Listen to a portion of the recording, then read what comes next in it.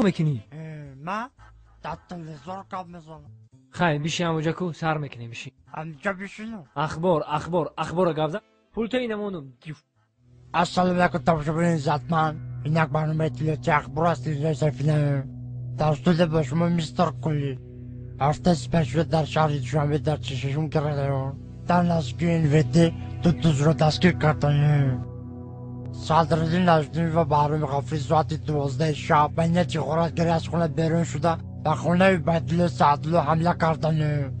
عبیدالله سعدلو در حالت مست خواب بوده. از کاسه عبیدالله سعدلو 180 درم، از درون شیفانیر عبیدالله سعدلو چیزهای قیمت بها، دو فیلم میکا، دو پرکالو، دو پچکه چای، دو پرنسکی و دو ترکانی خانه را زیر کرده گریختند.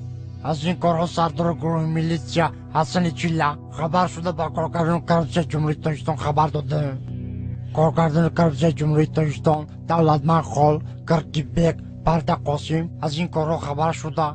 هرچین غارتگرها را دستگیر کرده و درون کاخ برباد بردن.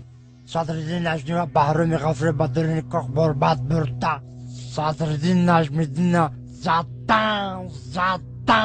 زدن تا با قدم خدا و اس میکنی. ای رو تسیا کدامی ژورنالیست دروغ میگه؟ تو در تلویزیون گپ زده استی تو رو تمام جهان تماشا میکنه. تو دروغ میگی؟ تو رو خلق بدون چیکار میکنه؟ سنگ شپت میکنه.